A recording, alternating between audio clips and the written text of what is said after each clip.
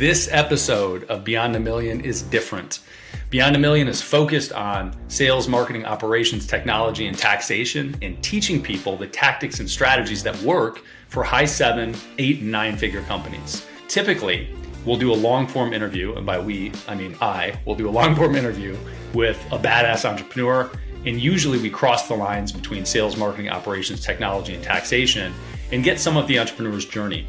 In this episode, we're going to dive into sales in a very deep way. The reason for that largely is because I'm selfish and I'm in the middle of building out an outbound sales team.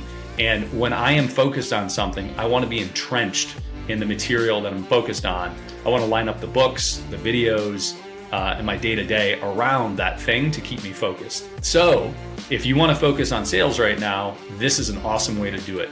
You'll hear 3 killer entrepreneurs that have done really, really impressive things in sales. They each have their own full-length Beyond a Million episode, but we narrowed in to focus on some key elements of the sales process that I think you're going to dig. Without further ado, Beyond a Million, a special sales episode.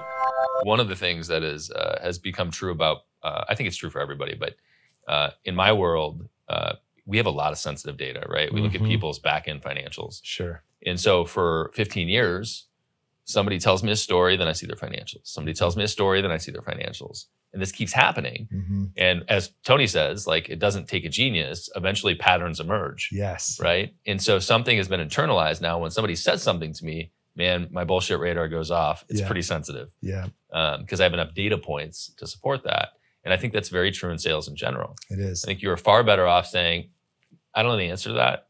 Like, and by the way, that only works if you also are very good at what you do and very knowledgeable. Yes. If that's the answer all the time for everything, we have a problem. We have a problem. But if you can demonstrate that you know what you're talking about, it's totally acceptable to say, I don't know that specific. Yeah, and I would even take it one level further. Before you can demonstrate that you know what you're talking about, in the consultative sale, you need to be able to demonstrate that I understand what you need, right? Because what's really most important, like, these prospects will come to us for something that they think they want, right? But most often, the most effective thing that we can do is truly execute a questioning strategy to understand what they really actually need. One of the things that's perpetually fascinating to me is how people approach the sales process. In fact, when I interview anybody for a sales role, I ask them to break down the steps of a sale and walk me through their process. If they don't have a process or they stumble here, they're out immediately.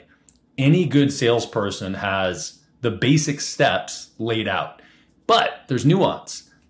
Cole Gordon and Neal Tricarico both have trained thousands and thousands of salespeople, and they are both very analytical in their approach to the sales process.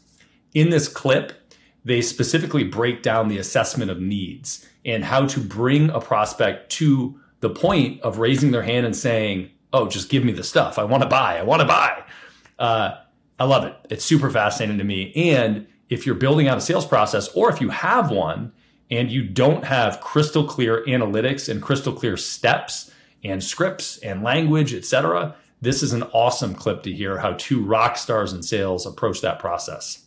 Let's dig in. So pain is, do they have a problem? There's 2 types of problems. There's like, you have back pain, right? That's like an actual problem. And then there's also an unfulfilled desire. If, like, let's say you invest in a coach to help you set a new all-time personal best record or hit a track that you've never done before, that's not necessarily a pain. You're investing in that to serve a unfulfilled desire. Does that make sense? Yes. So yes. You could kind of think of, like, there's pain, or there's also just some sort of a gap between where they are now to where they want to be. That's the first core belief. Ryan Dice says this from time to time. He said, prescription without diagnosis is malpractice. I love that. We've got a lot of malpractice in sales because people are just prescribing a solution without helping the prospect, without first understanding what the prospect really actually needs, helping the prospect articulate back that they understand what they really actually need.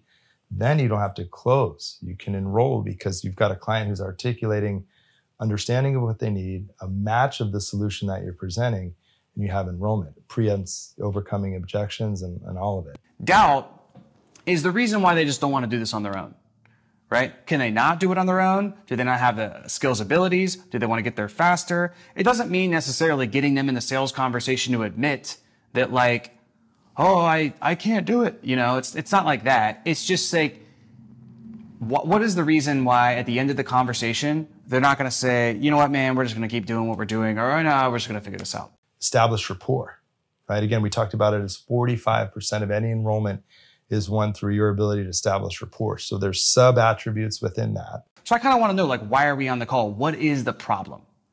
So we always have to start with the problem. You know, business is about solving problems. That's because when you solve a problem, you create value and people exchange money for value. So if we know that to be true, sales is really just a demonstration we can solve a problem for somebody else. And if there's no problem, there's no sale. The third belief is cost. The pain of inaction, is it more than the pain in terms of time, energy, and resources of investing in your program? Price is only an issue when the value is not clear. So we have to uncover what they really actually want. 25% of the call is won through your ability to ask the questions that move someone from what they think they want to what they really actually need. So if I'm selling like a business offer, I have to know like, what are the, I just got to know like the basic stuff, right? So I'm going to kind of address the problem. Then I'm going to, okay, I got this. Hold that there for a second. Then I need to know like, what's their business? What are they selling? What are the terms? What are the price points? How is like kind of their acquisition system working? You know, what is like the business model? I just got to know the basics. That can take 2-3 minutes. From there, I'm going to dig a little bit deeper into the problem, maybe chunk down all these different things. Eventually, once I have a clear grasp of what the problem is, I'm going to ask, how long has this problem been going on for? So we have the pain. We're like, boom, we got it. Now we're going to stretch the pain. What have you tried to, in the past to fix this, if anything? And I'm going to ask a set of what's called solution-based questions. So solution-based questions are basically to assess what other things have they tried to do to fix the problem, right? I need to know this because if I'm selling an agency service, you know, let's say their problem is lead generation. I'm an agency, done for you agency. Well, let's say they've had this problem for 2 years. I stretch it and I figure out, well, they've hired 3 other agencies. Well, I risk, if I just pitch them, they're immediately going to be like, yep, this is just like those other 3 that I did. So now it's like your ability to present the solution, but not pitch, your ability to tie the attributes or the benefits of your program or service back to what you diagnose. So I need to figure out who they viewed in the past, what did they like about it, what they did not like about it. And I need to figure out all of that information about what went well, what went bad, what they were doing, so I can position what I'm going to pitch later on as the simultaneous explanation of why everything they tried in the past has failed and why this is going to be different. Learn how to tell an artful story riddled with great market data that positions you as an expert, and along the way, they'll go logically to make that decision. It's a journey through the brain. Because as soon as you introduce anything, it's freeze, fight, flight, faint, reptilian part. You go into mammalian, that's where you're out of time and space. That's all emotion. That's where all the NLP people, spend a lot of their time. And then you go to the neofrontal cortex, the most recent developed part of the brain, and that's where you have, high level thought. You're like, wow, I didn't know that. And anytime you introduce that to the frontal lobe, your brain's now saying, I now need to make a new decision. And if you're elegant enough to tell a story that'll set a buying criteria in your favor, they have to buy from you and no one else. And so if you just can understand some of those, what are unique selling propositions, how you can educate them around it, people logically want to then start making new decisions head in your direction. Now is the moment of truth in the conversation. Brad, I'm curious, why is this something you must do now? I'm basically pointing out that behavior and asking them to justify it to me in the form of why is that so important to you? Because obviously you've invested so much, you've tried so hard, you're on this call with me right now. Well, what has you keep it on? Keep it on. Like, what about doing this is so important to you now, though? And this is where we find out. If you articulate back to me in your own words why you must do it, we have enrollment. Both Cole and Neal basically said the same thing there, which is if you get to the end of the sale and you are wondering whether or not the prospect wants your product or service, you fucked up along the way. Neal uses the frame of enrollment versus sales. And Cole doesn't use that language, but he says essentially the same thing, which is stretch out the situation to figure out where the pain points are and let them sell themselves through the process. You're creating the container for them to sell themselves. When I was younger and I was dating women and trying to figure out life, not that that's stopped at all in these years, but I remember talking to a friend of mine And I would say, hey, you know, at the end of a date, I get nervous when I go to try to kiss the person, and I'm afraid that they're going to say no. And he said, dude, if you don't know if they want to kiss you at the end of the date, it's just a no. And I think the same thing is very true of sales. If you're unsure by the time you get to the end of the process whether or not you've done a good job, you have not done a good job. You failed somewhere through the sales cycle. So this idea of enrollment is super, super powerful. Definitely something to take home.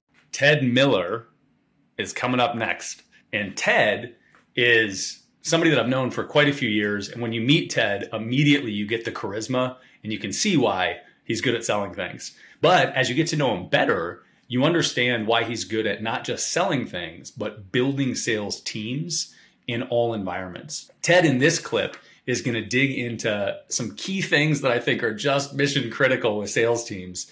And that is watching them perform and learning on the fly. And by the way, in no way does that mean that you should throw people to the wolves and have no structure. And that's what the beauty of this clip is. You'll get to hear some of the nuance of how Ted approaches training good salespeople and really what makes him good and what makes his teams good. I want the pattern, right? Yeah. I want the predictable selling system, and I want to run it to find out if it works. Yeah. Where's the structure versus the let the salesperson do the salesperson thing? A proven sales call is a proven sales call. Take a call that closed. If it's on Zoom and you record it in the cloud, you get the transcription for free anyhow.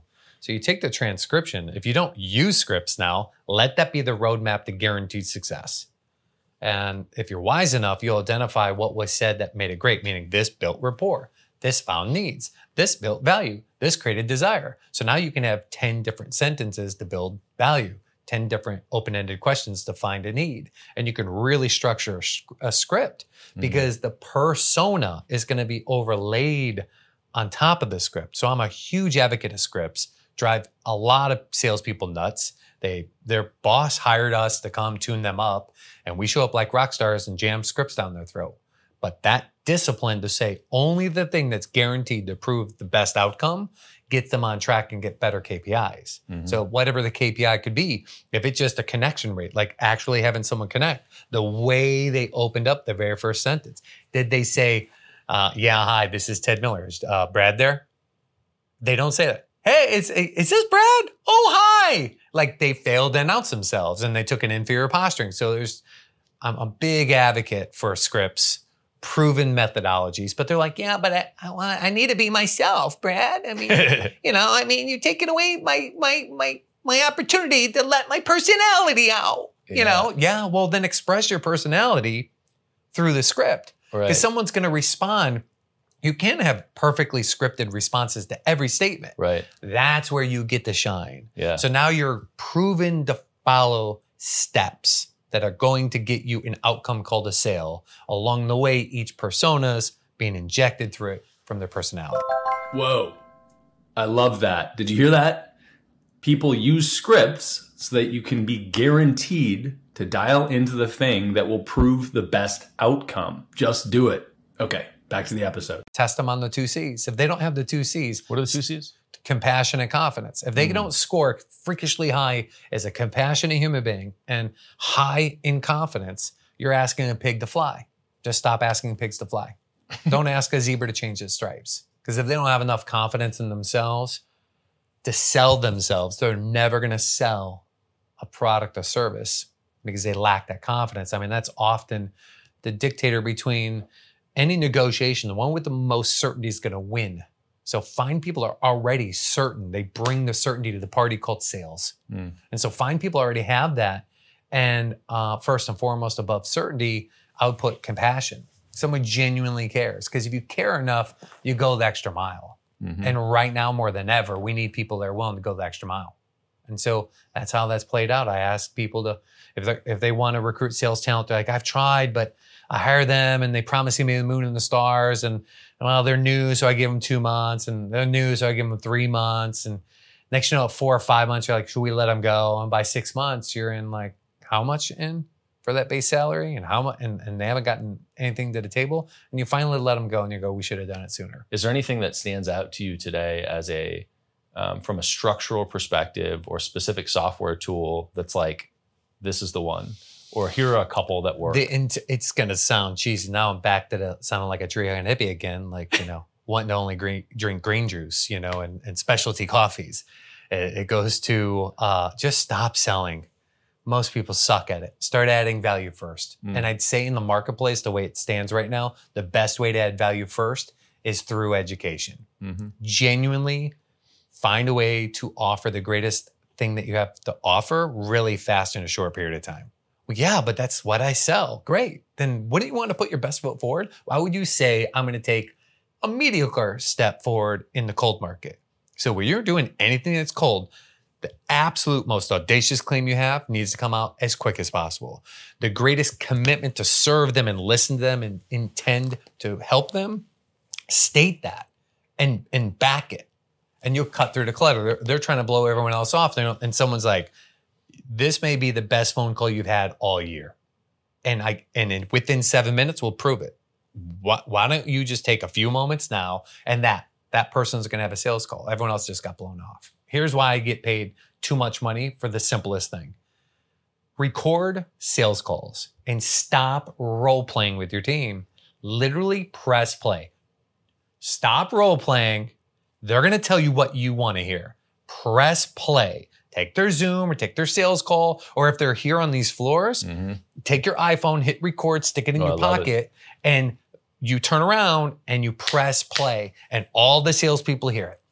I love it. So you did great. You get public recognition. You did horrible. You get public acknowledgement for doing a horrific job. Yeah. And that pressure will guarantee you never make that mistake again. And you'll anchor in what did well. Press play. Changes everything. This next clip is with Neal Tricarico. And man, I got to tell you, Neal was one of my favorite people to talk to and engage with. I'm not going to lie, part of it is just because I really geek out on sales. So I really enjoy digging into the weeds with it. But equally or more importantly, Neal has so much experience. He's got such a big data set. And he's so analytical that he's really picked apart one layer after the next, after the next, after the next. And in this clip, we talk about sort of the sales cycle and whether you should have one person as a salesperson doing the entire sales cycle or breaking it up across kind of an appointment setter and somebody that actually does the appointment and the nuances between the two. Super, super, super helpful if you have any kind of sales offering that isn't sort of an immediate transactional sort of sale. Anything relationship based, it's really important to look at the two different ways or the variety of different ways you can run a sales program and the sales cycle. And even if you have a very transactional sale and it's sort of a one call quick close, you'll still get a ton out of this clip. So Neal ran Tony Robbins' sales floor, Deepak Chopra's sales floor, and now is building out other sales floors as sort of a stand-in chief revenue officer or executive sales coach. So dig in, take some notes, enjoy the nitty-gritty. Without further ado, Neal Tricarico. People will confuse often that SDR is a path to consultative sales, right? So let's put a junior rep in SDR, and then as they get better, then they can do consultative. It's not. But you've got to be really good at executing quick connection with somebody. And if you're appointment setting, asking some quick questions that show rapport, though in your care about where they are and what they need. And then you need to have some transition. So it's kind of like Tony called it past the mic. Think about a baton. There's got to be enough rapport built. We've got to uncover that this person can be served by this call, but then their outcome is to get them scheduled. Get them scheduled and then hold them accountable for showing. So you've got to make some commitment like, listen, when you get on the call with Brad for this business strategy session, this is going to be the most valuable call you've had all year to grow your business. So the only thing we'd ask so that he can meet that outcome is that you show. Now, barring an emergency or something, Brad's going to be there, but we would just ask for the same professional courtesy from you. If something comes up, please reach out to me and let me know. How do you incentivize that? And what are the KPIs for that? Early on, it was like at Tony Robbins, we had a team and they would get a small salary and then they would get compensated for a completed meeting. And then if a sale was made, they would get compensated a percentage of that sale. But what we're finding out now is it is really an opportunity to outsource. So I've looked at, and we've worked with some companies that that's their focus. They can get way more activity going and have a specific focus. And as an executive sales leader, but also for my sales managers, it gives them a lot more leverage, right? To just have KPIs and outcomes for those teams driving that. So that's something that's just come up for me in the last few months. It does seem very interesting. The sales cycle for, I think this is popularized really through SaaS, right? Yes. Through software as a service, Yeah. which really is Salesforce in the beginning. But it's the idea of having a sales development rep, an SDR, making phone calls to set appointments. Yeah. But the SDRs aren't really trained well enough to do the appointments. Correct. Nor is that their focus. Or skill set. Or skill set. Yeah. And I think that that's key, right? Yeah. But they set it, and then an account executive gets on the phone and does the presentation. Yes. And sometimes in software as a service, they do it with like an engineer Yeah. that has the specifics, right? Yes. The account executive knows how to sell, Yes. knows the basics. The engineer knows all the nitty gritty stuff around the platform. But I love the idea of incentivizing for completed meeting. Yeah. Oh, you got to incentivize for completed meeting, because then what happens that can create friction between the consultative rep and the SDR is if it's a booked meeting, they're just focused on getting whatever up on the calendar. Right. And in a high ticket opportunity to take that resource with that kind of compensation, even though it's pay for performance, and just set stuff up on the calendar is recipe for failure. I love the idea of enrollment versus closing. Yeah, for sure. One of the things that we do internally is we have a handful of client avatars. On each of them, we've got these, they're all over the place. We've got these cards that we use, and it's, like a funny picture of a person, their face, and like a little write-up. But we have what they want. Yes. And then what they need. Yes. And Smart. they're not the same thing. They're not. Yeah. How do you navigate that for the SDR versus the AE if you do a two-step process, right? Right, sure. So, the SDR, you can't have more than a couple questions, right? And the questions got to be around their fit for the business strategy session. So it doesn't have to be qualification around their fit for the ultimate end product or service per se, especially if you have a suite of offerings. So the SDR, it's like one or two questions because the outcome is to get them booked. And then for the consultative rep, it's diagnosing. It's asking a deeper level of questions, right? So they might come and say, oh, I need more leads, or I need to build a sales team. Why do you need more leads? What's broken? So it's getting to that level. Like you said, they're coming in for their want, but they really actually need is here. But you and I and the reps know what they want and what they need. But if I tell you what you need, it's kind of like, so what? But if I ask you the questions that help you have the breakthroughs to understand, I thought I wanted this, but this is what I really actually need. I really actually need leverage. I need to be working. I'm a business owner, but I need to move from having a well-paying job in my own business to real true business ownership, meaning this business can run independent of my labor. Next up, we've got Cole Gordon talking about recruiting. Cole, I have grown to love. And one of the reasons that I'm so impressed with Cole is that he is just a student of his craft. He has dug into every element of his business that pertains to sales that you possibly could. The other day I was with him at an event, and he sort of quickly dismissed operations and finance because that's not his zone of genius. And he just sort of pushed him to the side.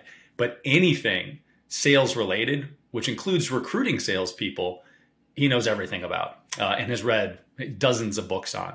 So this segment in particular, we're going to talk about his process for finding great people. And about 70% of the way through the clip, you're going to hear sort of the gem that is the major takeaway for getting the best people. And truth be told, we should all know this, but often we miss the mark on it when we're recruiting people and hiring people. So without further ado, check out Cole Gordon. And if you want more details on his whole process, check out the full episode at beyondthemill.com. But here we go, recruiting with Cole Gordon. Can you tell me just like what your approach is to doing the headhunting? Because that's honestly, look, you can hire recruiters to do it, but recruiters are doing the same thing that you could be doing if you just had the system and the people to do it. So how did you approach that in the beginning, and has it changed over time? Here's the way to think about it, right? And I got to speak it in marketing terms. So in marketing, essentially, if you want to have a really great marketing campaign, it's always based on a really great offer, right? Like the best offer in the marketplace wins to any sort of market segment. So you got to understand recruiting is a very, very similar aspect, right? Like there's a marketplace of these sales reps out there, and the best ones are going to gravitate towards the best offers. And I'm not saying the best offers in terms of what they're selling, which is true, but even more like the best offer for the actual candidate, right? So a lot of the game in recruiting, to be honest, is just creating the best offer for the candidate. In high ticket sales, we have I and our company have an excellent brand, right? So we're very known in that industry. Like one of my clients says, I'm your high ticket closer's favorite high ticket closer. So right away, we're known. And then on top of that, we're also known that if you're a sales rep and you actually have legitimate experience, we will place you in a position that's completely vetted. So a lot of with high ticket sales, as kind of an aside, a big frustration these sales reps have, and I know this because I was a sales rep, is that you get these entrepreneurs who overpromise the opportunity and underdeliver. Right? Same way as you do with clients. You know, they overpromise, underdeliver. Sure. And so what that looks like is they talk about all the leads they're going to give them. They talk about, the unlimited income potential with the comp structure. They talk about, all of these things. And then they get there. There's not a lot of opportunity. There's not a lot of leads. There's not a lot of training and resources, et cetera. So, with what we're known for to these sales reps is that we actually pre-vet the opportunities before we present them to them. So we won't even take on a B2B client unless we feel like they have a great opportunity. So that's number one. That means great offer, great lead flow, great client results, all of that stuff. And then once they get onboarded, they get access to all of my training for free, right? So essentially the B2B companies buy a license to the training, and these sales reps, if they're actually experienced, get to be a part of one of the best sales environments in this industry for no charge, if they're good. Again, I keep throwing in that caveat of experience there. So because of that, our word of mouth and brand and just how we're known in the marketplace to these, every really truly good sales rep in the market, at least in our market, knows who we are, right? And the reason for that and the reason we can attract such good ones is because of what the offer is at the end of the day. They're going to get on a great offer with great income potential based on their experience. That could be $30,000 a month income potential, or if they're a little bit newer, maybe it's $5,000 to $10,000 a month. So we're going to pre-vet the offers for them. It's a great offer, and they get massive amounts of training. So because we have an amazing offer for these sales reps, that's the biggest thing that helps us recruit them, if that makes sense. It's not necessarily that we have this crazy outreach method or that we're running on this, secret advertising platform that nobody knows about, or we found this gold mine of reps. It's more that it's the offer you make to the reps. The same way if you want to win in marketing, it's the offer you make to the clients. So how we actually find them on the headhunting, again, we do some outreach on social and on LinkedIn and all of that stuff. We also just run a tremendous amount of volume. I would say the biggest reason most people don't really hire great in general, especially hire great in sales teams, is they don't have the volume of applications, volume of interviews, volume of final candidates. Like they're just not filling the funnel, right? They're busy entrepreneurs. They're on the phones. They're like, dude, I got to get off these sales calls where we're so busy. We're so strapped. I mean, that's how every entrepreneur is almost. So they rush they might do 4 or 5 interviews, just hire the best 2, and then they just let them go. I think about, to get one hire, you need about 10 interviews. 10 interviews should get you 3 finalists. And usually the conversion rate from the interviews, you're probably going to need about 50 to 75 applications, right? So you need 50 to 70, and these are legitimate people. This is not $10 a day on Indeed. Oh my God, I got 75 applications. I mean, I'm talking really good candidates, okay? People actually in the industry. So long story short, you need to really fill the top of the funnel to get down. So a lot of it's volume. We'll get 2,000, about 2,500 to 3,000 applications just to get 100 people hired on behalf of our clients. Functionally, you said repeatedly in a lot of ways, have a better offer and more people will buy it. And years ago, I remember hearing Ryan Dice say, people ask me how I can get more traffic. And he said, just go to the traffic store and buy it. So there's no problem with traffic. Google and Facebook just give you traffic. The issue is that you don't have a good offer. If you have a good offer, you can buy the traffic for it. And the same thing I think is very true when you're looking for good applicants. The question for me is, before we get into actually how to fill the top of the funnel, I want to know what you did differently in the first year, because you repeatedly say, hey, I've got a great brand, so it attracts people, but you didn't originally, right? I mean, at some point you didn't have a good brand, but you got to this point through a mechanism that worked for you. What do you think was different in the first year before you had the brand? I started just selling a little bit of sales training, but like every sales trainer figures out, nobody wants to buy sales training. So I feel I had to kind of reposition this. And so I started doing coaching. Instead of doing one-on-one sales training, I started coaching sales teams. And then even that, not a lot of people want to buy that. So then I started doing the recruiting. But all along, what I figured out is like a lot of my content I would put out on Facebook group, YouTube, all that stuff was just hard-hitting sales training. I just gave everything away. So I built a good audience from that. And basically throughout that time frame, I would get hit up constantly, and I'd even do it for free. People would ask me, do you know where I can find good salespeople? Where do I find good salespeople? There's some sort of content to where if you put it out there, you need to build the beliefs and the pillars so people buy. But there's also, like, for me, I just put out the best stuff, and then a business owner would see it and they'd just be like, oh, I just need to have this guy train my team. That was like my marketing strategy early on. But in doing so, I built this big audience of sales reps. So when we first got started, all we did was leverage my audience, which is a very obviously hard to replicate way to start if you wanted to build a company like mine. So sure. we just sort of leveraged my audience. And to be candid, the B2C, I always thought that would be the way I scaled. What happened was, basically we were leveraging my audience and had really good word of mouth, really good referrals. Then we started doing some outreach in Facebook groups, and then, which we still do. And then basically what I did is started running Facebook ads, which is like a weird thing to do with recruiting, but in our industry, it worked really well. And then we did YouTube.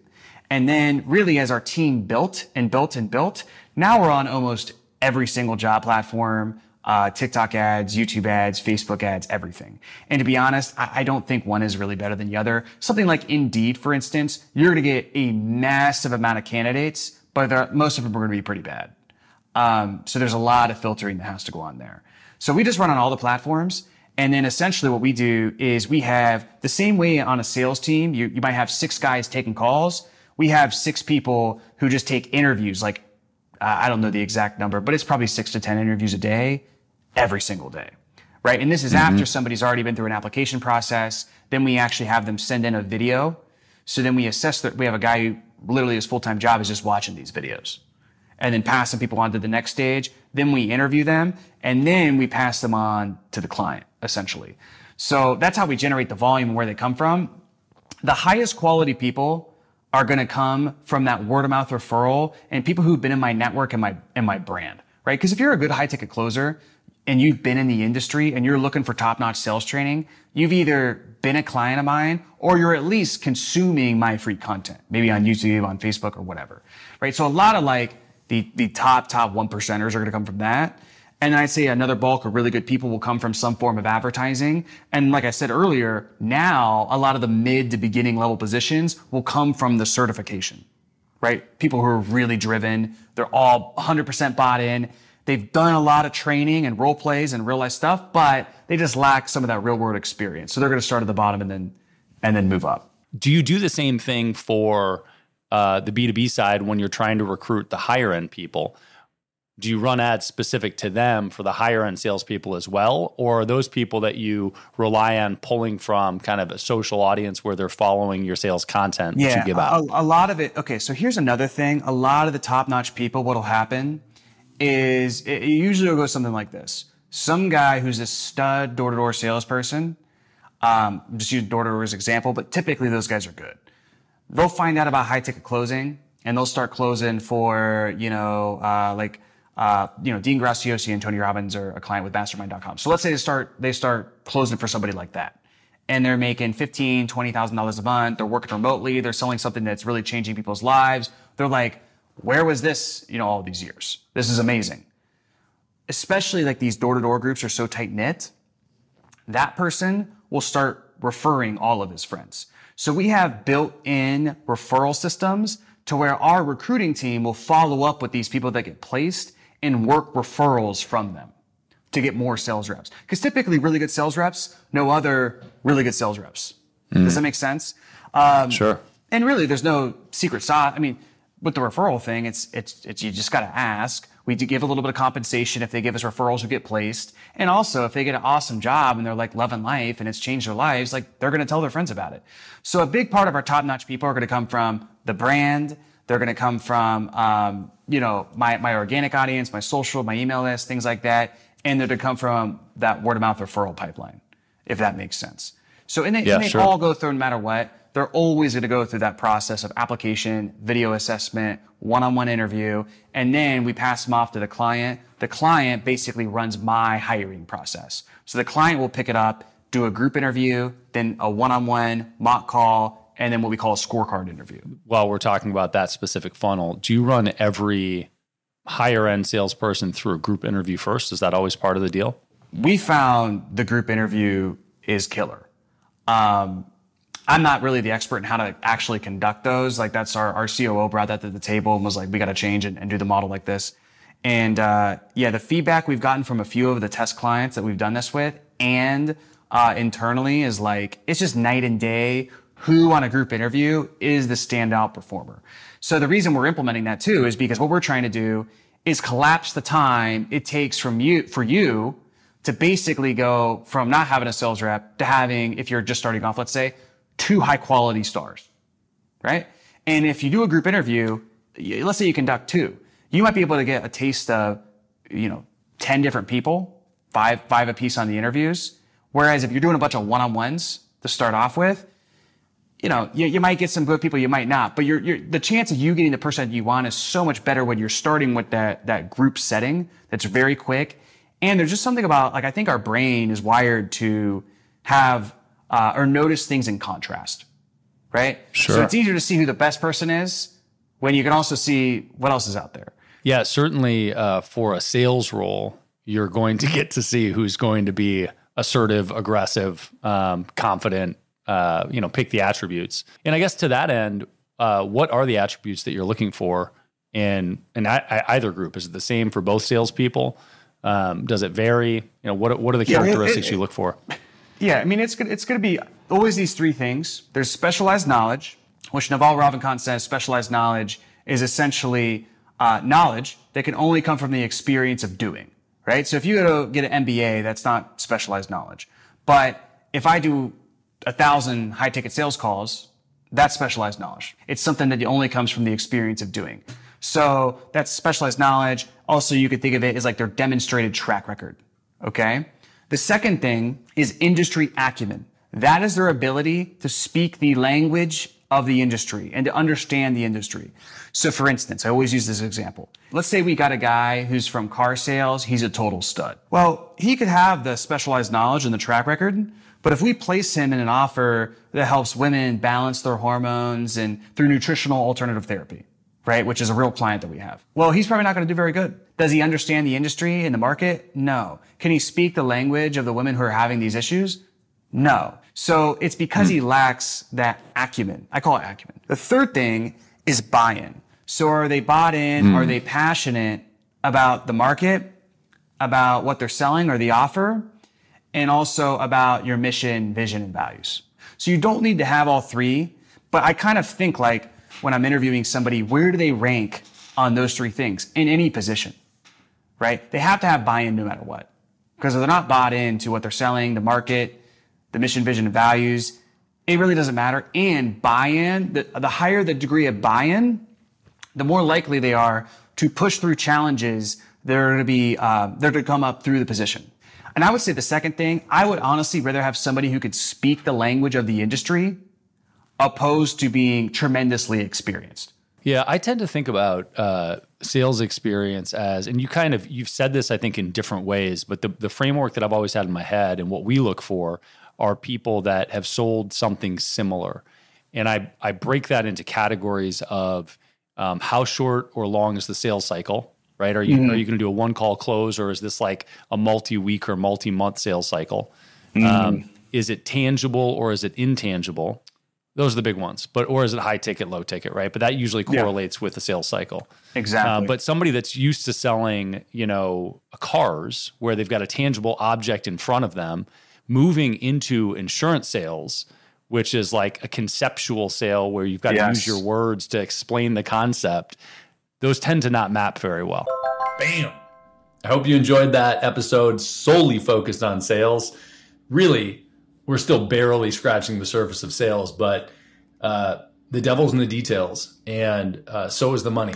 So hopefully you pulled some specific granular things that you can do, some specific tactics, as well as maybe an overarching strategy. But man, there are a variety of tactics in there that I think are easy to implement and get moving in your own organization right now to make an impact. In general, I want to be able to deliver information to the Beyond a Million audience that is really directly applicable to their day-to-day if they're running a multi-million-dollar business or multi-8 or 9 figure. To do that, I need to know what's going to make the biggest impact. So any feedback you have, if you like this episode, let me know.